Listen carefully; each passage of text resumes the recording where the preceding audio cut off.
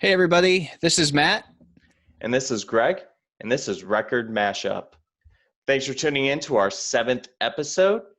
But before we get into it, if you could just press the subscribe button or leave us a comment or an email throughout the episode. Our email is recordmashup@gmail.com. You can also catch us on any streaming service, so Apple Podcasts, Google Podcasts, Castbox, wherever you're using. You can also catch us on YouTube and Facebook at Record Mashup. So getting into it, Matt, what do we have today? Song I picked this week is Respect by Aretha Franklin. Our theme this week, too, we should say, is successful women and powerful women. And this podcast, when being released, is being released on Women's Equality Day, August 26th. So we thought it would be fitting to pick some songs that are really centered on women and focused on the importance that they bring in our lives and in the world in which we live. What Thanks, song you Matt. got, Greg? For my song, if you didn't hear from the last episode, I let my wife select the song for this week. I felt it was fitting for a woman to pick it. But I picked Run the World Girls by Beyoncé. Beyoncé has had a lot of feminism empowerment songs, and this was one of the ones that we chose for this week. Awesome. And with that, we'll get into the song. So the song is very simple. The lyrics mostly throughout the whole song are who run the world, girls, for the most part. So very, very fitting for women empowerment. I know it says girls, but implying women for that. Getting into the lyrics for it, some of the lyrics aren't very straightforward, but some of them are. Some of the men think they freak this like we do. That actually has no meaning at all, but just kind of comparing women and men, really. But the next couple lines it goes into disrespect us, no, they won't. So saying men should not be disrespecting women. We're equals. Understanding it says who runs the world, girls, but basically women empowerment, because for a vast majority of time, men have been in that power position, but women lately have been becoming more, I don't want to say relevant, I want to say empowered within different organizations and just throughout the world. Yeah, absolutely. And I think we'll certainly do a summary of the song once we get through all the lyrics, but I certainly think that this song really reflects both the progress that women have made, but also there's an underlying tone that there's still more progress to be made. And I think this song does a really nice job of kind of bridging that gap. It's not really a gap, but bridging that progression, I guess. Yeah. And I think Beyonce is a perfect person to do that with her history with Destiny's Child. She's had a couple of other singles, such as with Destiny's Child, she had the Independent song, and then a couple of years before this song, she had all the Single Ladies song, just kind of women empowerment songs there. And Destiny's Child was definitely one of the, what was that, late 90s, early 2000s R&B or hip hop women's group that was very, very big. Yeah, absolutely. Yep. Going into some more of the lyrics, she goes into Houston, Texas. So she's from Houston, just telling them that's how they do it. And then getting into, this goes out to all my girls in the club rocking the latest. So rocking the latest music, fashion, whatever it may be. Just the girls are just out there having fun. And then really just hitting that whole girls run the world aspect. Yeah. I really like in this stanza, if you will. They're not really, this song isn't really written in the form of like verses and choruses. But I really like this final stanza, and it as I say, it comes up a couple times where the music slows down and she talks about how her persuasion can build a nation. I don't know. I love that line. Uh, I think musically it's perfect. I mean, the way, she's kind of going through the song and then just the whole music changes and, her pace slows down in terms of her singing the song. And it's so true, right? I mean, women, she's talking about how women run the world, and certainly I think that's true. This notion that they can persuade people to I don't want to say bend to their will, but that's not the right no, what I'm trying to say, but that Mhm.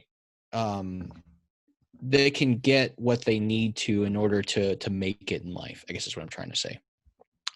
And it's funny, there's a really Greg, I don't know if you watched the music video for this song. I did. Yeah. I The opening scene to that, I get these Cleopatra vibes to it. And I don't this whole idea of building a nation, I don't know, just to me that's as I think through that's the vibe I get from both the lyrics and that scene in the music video. I don't know, maybe that's just me, but Yeah, yeah. She definitely starts out coming out as empowered in the video, just from the clothes in the video, with the headdresses and some of the different outfits that they have. And I think it's at the beginning of the video where she comes in on a horse, I believe it is. yeah. Um, so just the way she enters the video is very empowering, and it's kind of, I want to say it's got like a royalty aspect to it, I guess, Yeah. would be the way to explain it. So showing that she has a lot of power and wealth, whether that's money or just like spiritual wealth or whatever you want to call it. She just as a woman has a lot of power to Yeah. herself. No, absolutely. Yep. And then so for the second verse, it's very basic, saying that she's repping for the girls who are taking over the world, raising a glass for the college grads. So probably more toward the women college grads.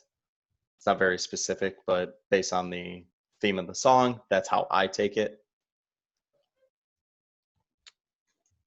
And then just talking about getting your grind on and just continuing to empower everyone. And then going back into that verse that you loved, Matt, the persuasion can build a nation, and then running more into just who runs the world, girls. So, but very basic song, but based on the video and how she says things in the songs, just empowering, I guess. And I really like this second verse. As you go through it, there's kind of this building, right? So she starts out the song talking about how, girls run the world, but here I feel like she gets a little more descriptive in specific ways and how that can play out. So she's talking about, the college grads line, and then you go down a few stanzas and she's talking about how they're smart enough to make millions, strong enough to bear the Mm-hmm. children, and then get back to business, right? So it's like women are going out, they're doing what historically used to only be available to men. They're getting college degrees. Yep. They're making millions out of college doing their, or perhaps not necessarily out of college, but they're making millions. They're still giving birth to children or raising families and going back at it to keep making money. And I think that is that imagery. And this is what I was talking about earlier when I was saying that I really feel like this song is so great at bridging the past and the future. She's really kind of saying like, look how far we've come, but we've still got a lot to do, Yeah. And just a fun fact for just women in general, they're actually better snipers than men. Who would have Really. thunk? Yep. I They can believe it. just the way their brain functions allows Mhm. them to focus better for sniping. Interesting. Yep. Are there snipers in the Navy? Mm, I guess Navy SEALs probably Yeah, have like that's a true. sniper team. I don't know, like I don't know of like a rate or anything that just says sniper. I think it would just be a Navy SEAL, Yeah, that would make more sense. of a Army or Marine thing, I guess. Yeah, certainly no snipers on subs. But yeah, but women, you guys beat as being being snipers. So there's a fun fact. So just a couple other facts for the song. So the song samples a drum beat from Major Lazer, who was a duo, and one of them actually helped produce the song, and it's from the song Pon de Fleur. And I just thought that was a fun fact that they used another large song that was known worldwide, maybe not in the United States, but definitely more over in Europe, that had a very significant beat to it that really helped resonate with the song. And then actually using the original creators of that song to help with the production of her song. I didn't see that. That's awesome. Yep. And then the choreography to the song was actually done by someone that she had previously worked with for some choreography when she was in Destiny's Child as well. So there's a little bit of help from people that she knew in the past for choreography and everything to really make the song and the video pop. That makes a lot of sense because I remember thinking as I was watching the video, I was like, man, the dance moves in this are awesome. They're so good. Yep. Yeah, I think they actually had 8 choreographers, but the main choreographer was the one that helped her previously in Destiny's Child. Yeah, that's cool. Yep. And then getting into the actual Billboard charting of this song, it was actually her lowest performing lead single Hmm. at that time. I haven't checked since then, but it charted at 29 on the US Billboard Top 100, which that if that's her lowest performing lead single, like she's doing That's pretty good. incredible. Yeah. She's doing pretty good for herself because turns out I have zero, Yeah. and she Well, did you has see, quite a few singles as well. Greg, did you see where this song was released on? I don't know if we said this, and if we did, sorry, listeners, but it was released on April 21st, 2011. But did you see where this song actually got leaked online 3 days ahead of that? Yes, actually, yeah, there were a couple of different leaks of it, and then also there are like conspiracies on like what the song's name was going to be and things like that. Yeah. But yeah, I'm I'm curious if I don't know. I'm curious if like if there's ever been a study done or anything on like songs that get leaked and whether or not that like helps or hurts their chart performance. I don't know. yeah, I would have to look into that. I know there's some artists who like if one of their song leaks, they just release the album early Yeah. just because they're like, if one of my songs is going to leak, I'm not going to let the rest of them leak. I'm going to just be the one who puts the music out. I'm not going to let someone else put my music out type thing. Yeah. It's interesting. And I believe that's really all I have for this song. We discussed that there's a lot of empowerment. It did chart #1 on the US Hot Dance Club songs, but as far as the Billboard 100 goes, it was 29. But it did chart pretty high in a couple other countries as well. So there was some success to it, and I think it really does portray just some women's empowerment, especially from Beyonce, who is married to Jay-Z and is probably just as wealthy as him. Yes. And with him also being a very successful person. That is a Yep. power couple right there. Absolutely. I would I would love to meet both of them. I know that they've done tours together in the past. I think they did a stadium tour. Oh gosh, in the last couple of years, but in any event, they weren't anywhere near where I was, so we didn't get a chance. But Oh, I do um, have one more fact that I just saw. The song was used to awaken the crew of the final mission of the U.S. Space Shuttle Atlantis and Yeah, I saw was that. dedicated to the mission specialist Sandra Magnus. So that's pretty cool. Yep, it's awesome. Yeah. Matt, you got anything else for this song, or do you want to jump into yours? No, yeah, let's jump into Respect by Aretha Franklin. It was off of her I Never Loved a Man the Way I Love You album. Kind of a lengthy, wordy album. But in any event, it was recorded on Valentine's Day, February 14th, 1967, and was released on April 29th, 1967. It was produced by Jerry Wexler with Atlantic Records. What's interesting, Greg, I don't know if you had a chance to do much research on this song, but the songwriter was really kind of unknown. There's not a clear understanding of who the original writer was. But in any event, it was originally recorded by Otis Redding. Yep, he is huge too. Absolutely. Yeah. Oh yeah, Otis Redding. We should try to pick one of his songs for an episode because that dude, he had some good stuff. Yep. Yeah, I love Otis Redding. Yeah. And the two versions, Otis's version and Aretha Franklin's, are both they're different musically and lyrically. Although I'd say there's certainly similarities, and you can definitely tell how Aretha Franklin's version was derived from Otis Redding's. But and particularly when we look at it lyrically, the changes are very subtle, but they're just enough to drastically change the meaning of the song. So Otis Redding's song was really more about a man telling his woman that he will give her anything she wants as long as she respects him for providing her with money, essentially. So he's bringing home the bacon and he's demanding respect from her.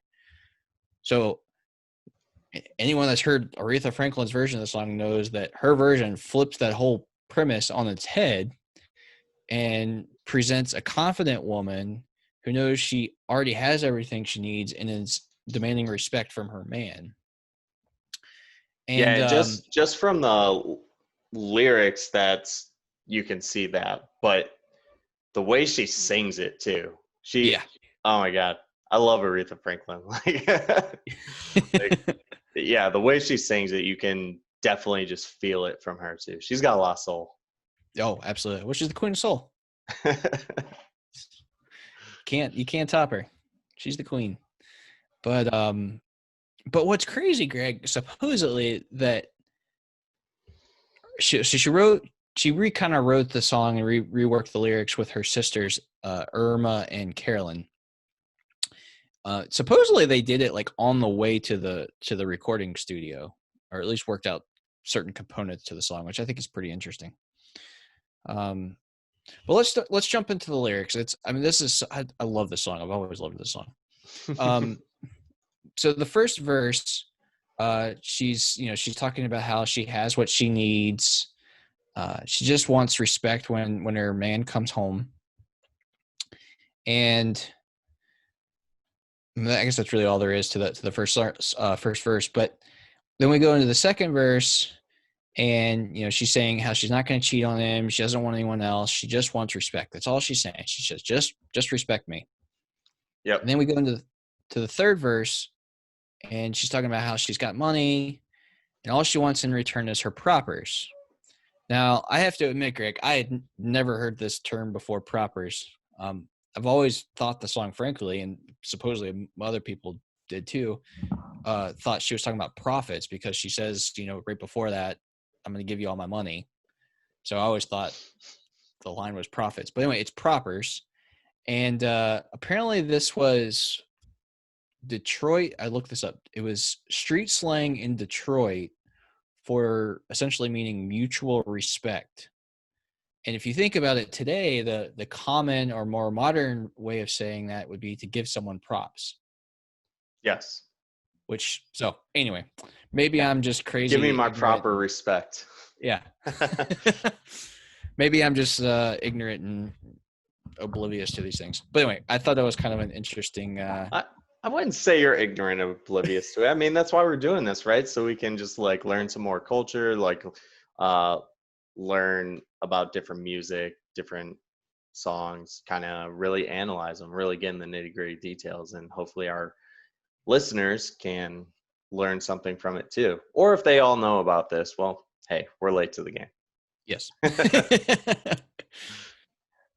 So she continues this kind of notion, kisses are sweeter than honey, and so is her money. And then we jump into the famous, I would say, the most famous part of the song where she's spelling out respect, RASPECT. You can sing it, Matt. Give it a go. You don't want to hear me sing. All right. And then she has this line in there after the second RESPCT line where she says, "Take care, TCB," which is an acronym for taking care of business. Essentially saying, take care of me. This is, I deserve respect. Absolutely. Mutual respect. And then we come to these "sock it to me" lines that her sisters, and her sisters are the backup vocalists on this recording, that they came up with and were singing, "Sock it to me, sock it to me." And apparently I had to look this up too, Greg. I didn't know this. So this was a phrase that was popular in the 1960s and was a way of asking someone to give you something, but with a strong emphasis on the notion that you really liked what was being said or given. So in this context, she's saying that she wants respect and she wants it immediately. So she's saying, sock it, sock the respect to me, which I thought was kind of interesting. But when we look at the song as a whole, there's a number of folks that see, and I have to admit, I kind of see this a little bit too, but see a number of sexual undertones throughout the song. So even we talked about the proper, so once her proper, some people see that as a sexual undertone. Certainly the taking care of business, the TCB line could be perceived in that way. Even socket. I think you could maybe see it as like two meanings. Yeah. Like giving my, like for the proper is giving my proper respect, and then giving my proper. Exactly. But Aretha was actually, she was asked about this several times in interviews, more towards the end of her life. I did see one reference from I think it was a 60 Minutes interview in 1990, but she's always denied that. So there's been a number of people that have kind of interpreted the song in that way, and she has always said this song is not about sex. It's simply about respecting women, but really respecting anyone. In fact, I came across a quote that I just absolutely love by her. Obviously, and I'm getting ahead a little bit here, but the song was hugely popular, hugely successful. And when she was asked why she thought that was the case, she had just a simple quote. She said, "Everyone wants to be respected."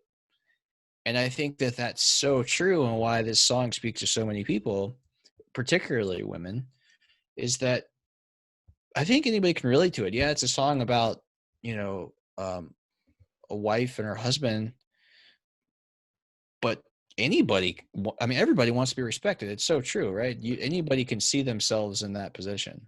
Yeah, and I think based on just like the way society is now, or in like the internet, whatever it may be, like we're more outspoken now, which for the Beyonce song, it was more like, I would say more in your face, I guess. Yeah. More out there, like blatant, like what the message was. And then not saying that the message for this isn't like blatant right in your face, like RESPECT, like yes, giving respect. But I think this song is a little more humble than Run the World Girls by Beyonce.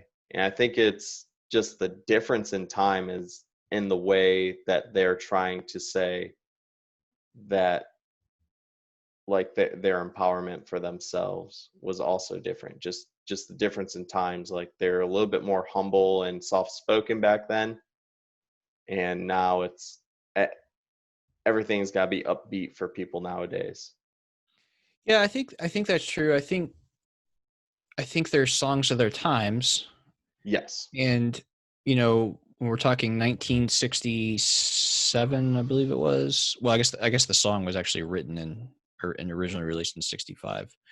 Yeah. But certainly, and I should say too, Otis Redding's version of the song charted pretty high as well. I think it Yeah. hit 25 or something. But He actually has a quote saying that it's no longer his song because of yeah, how well her version of it went. That yeah, he basically stole the song from him, and it's no longer his song, it's all hers. yep. And And it it, it and doesn't rightfully, sounded like a jaded comment. It sounds like a good job comment to me. yeah. No, I agree. That's how I take that too.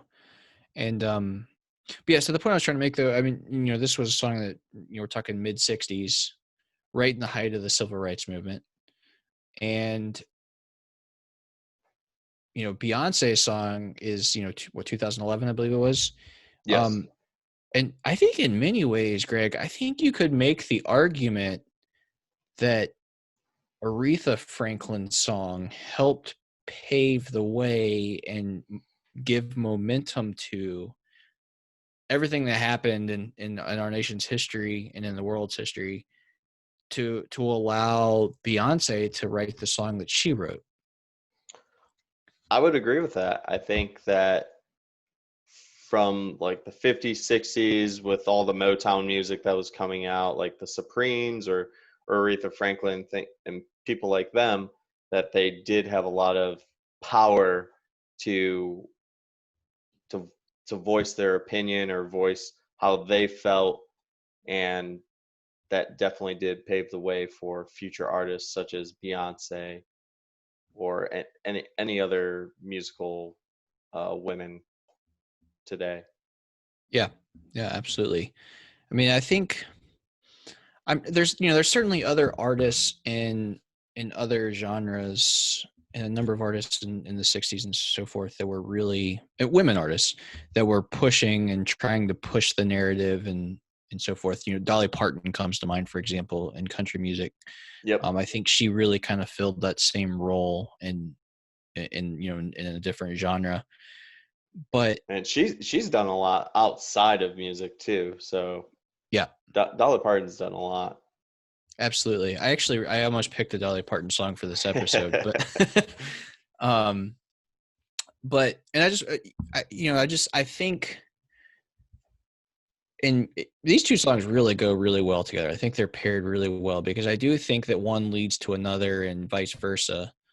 Um, Even outside the historical mindset of these two, I think that they're both talking about women empowerment and um, just respect. I mean, there's even Beyonce's song, I think, mentions respect in there at some point, or certainly gives that that notion and so forth. But Yeah, um, I agree with that. I was going to say real quick too. I know we got to jumping into comparing the songs a little bit, but obviously, Respect hit number one in the U.S. What I didn't realize this though, while it charted in several countries, it didn't reach number one anywhere else.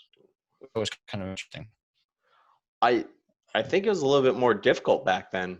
It's Yeah, 1967. You don't have the internet really, and yeah, that's true. it's I did. much I more did. difficult to get your music out there. Which I think this was later in her career, I believe, when this one came out. But still, it's she got it played in multiple countries. Yeah, and it was her first song to chart in the UK. I read, so that was kind of interesting. Huh, nice. And she did win 2 Grammys for the song, which is impressive. This was that was in 1968. Best R&B recording and best R&B solo vocal performance of a female. Hmm, nice. Yeah, yeah, the other thing too I found, Greg, this song's received a number of accolades and awards. But one of the things, I think this is the first song we've done where this is the case, but this song was actually added by Congress in 2002 to the National Recording Registry. And I looked this up. As of 2019, there's only been 550 recordings that have been preserved in the registry. Huh. So to think out of all the songs written in, U.S. history that Congress feels needs to be preserved for all time, this is one of those songs, which I think is pretty cool. So I just looked it up. Aretha Franklin recorded 112 charted singles on the Billboard, including 77 on the Hot 100 entries. Wow, So that's impressive. she's quite a few singles. Why they called her the queen. Yeah. Definitely deserves that. Yep. I'm trying to think. I mean, I was trying to think of any differences between the songs. I mean, certainly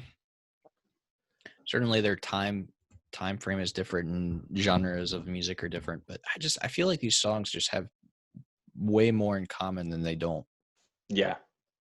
I would just say the only difference really is the method of it more being in your face with the Beyoncé, whereas the Aretha Franklin one I felt was a little bit more humble, toned down, just mainly just because of the genre of music maybe too. Yeah. But also the music video is pretty out there too for Beyoncé, so it's more in your face. Just we can do whatever we want to. Like, Yep. It's not only men that can. Yeah, no, absolutely. Greg, do you have anything else about these two songs? Anything? I think that covers most of it. Yeah. Yeah. Two two really great songs, and I'm glad we it really worked out to where we had a chance to talk about these songs and release this episode on Women's Equality Day. I think the timing of that really worked out well. And I think I should say too, I kind of glossed over this, but it should be noted Aretha Franklin's Respect song was not only a huge song for the women empowerment movement, but also the civil rights movement. It became an anthem song for that as well. Mm-hmm. So it really kind of served multiple purposes, but it really kind of fit in with this theme this week. Yeah, absolutely. So Greg, what's our theme next week? You want to introduce next week's episode? Yeah, so next week we're going to go toward that school education type theme. I'm going to be discussing Nas's I Can. Matt, what do you have? I'm going to do ABC by the Jackson 5. So seems kind of fitting with students heading back to school this time of year, even though they're mostly virtual, I think. With that song. Say again? You got a little bit of School of Love with that song. Yeah, that's right. It'll be good. Yeah, I think it's good timing with everybody heading back to school. So absolutely. But with that, we appreciate you for listening. Just remember to hit the subscribe button, leave us a comment, send us an email, recordmashup@gmail.com. On the bottom banner, you can get all of our information. Check us out on CastBox, Apple Podcasts, Google Podcasts, or YouTube or Facebook. We appreciate you listening, and we hope that you all have a very good day. Thanks. Bye, guys.